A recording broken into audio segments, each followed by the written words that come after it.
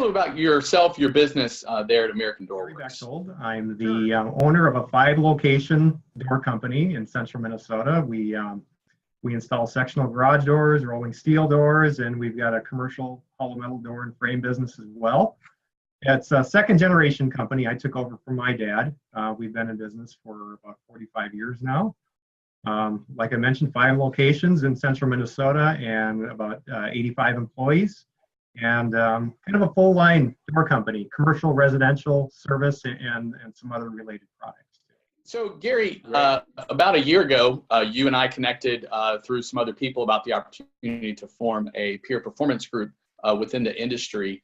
What are some of the benefits that you think you may have realized or that you've begun to realize in your business from being a part of this group for the last year? Well, going back a few years, over time, I've met some other business owners in our industry, and I would meet them at IDA shows or other events, and I always really enjoyed the one-on-one conversations and learning more about each other's businesses. And always thought it'd be great if there was an opportunity to do that in a little more formal setting or facilitated setting. And then the opportunity with E² came along last year.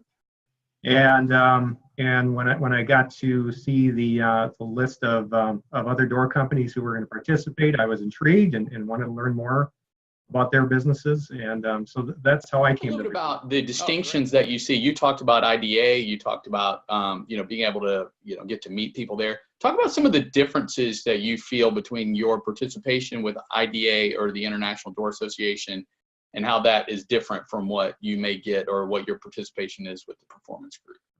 Sure. IDA, we've been going for many years. I think I've probably gone there 15 out of the last 20 years, and I bring staff from my company along too.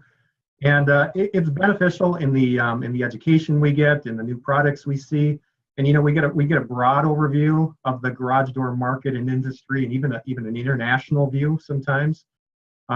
What is different about the dealer group, this performance group, is that we have more dialed in specific conversations about our individual door companies.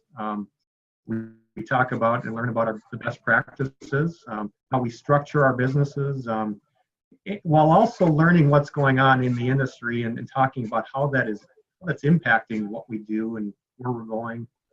And so it's taking that broad perspective that the IDA provides and honing it in more on our individual business. Things that you might be looking forward to in the future, things that you're excited about this group that you might be able to learn about or learn more about as we develop. Our company, the participating dealers are from all over the country. So it's fun to travel to our different businesses and be able to see, we all do things the same, but we all do things differently at the same time. It's really fun for me to see and learn how we put doors in, how we sell doors, how we structure organizations to get that accomplished, and then be able to come back and take the things that I think are applicable and improvements over what we're doing. We've talked on several occasions, Gary, about dealer fit, and that is something that I know you and your organization have participated with in the past. Talk a little bit about the difference between dealer fit and maybe some of the more intimate metrics that we're looking at in the performance group, and how you may see that helping your business. It's something that we've participated in for many years as well too. And we've used it to benchmark ourselves, or have a benchmark against it, to compare ourselves against, specific to our industry, and that's been helpful. I think one of the challenges we've had with it is, being in a group, data group that has companies of very different sizes, and wondering how valid the data is. The reporting we've done for the performance group has been probably a little less comprehensive, but a little more specific. And what it's really helped me get a better understanding of is how do our costs compared to others like-sized businesses in our industry, and the margins on materials and labor. And I think as our group learns more and has more conversations, we keep we keep finding different ways to measure and compare ourselves and try to find ways to improve.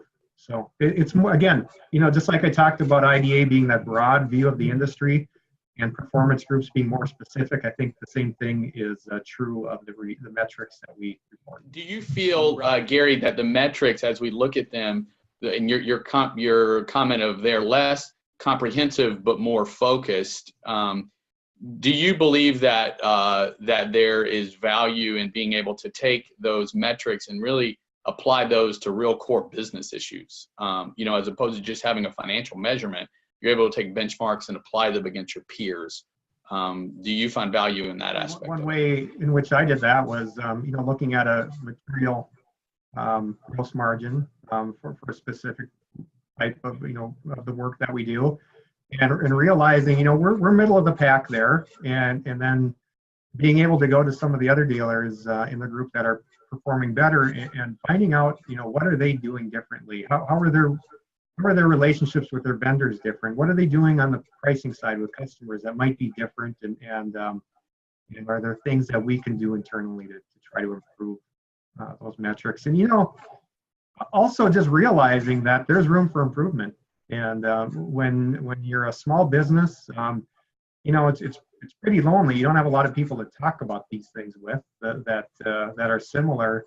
And just learning that, we're doing a good job here, but we got room for improvement in some other areas. And I think that's where the metrics are.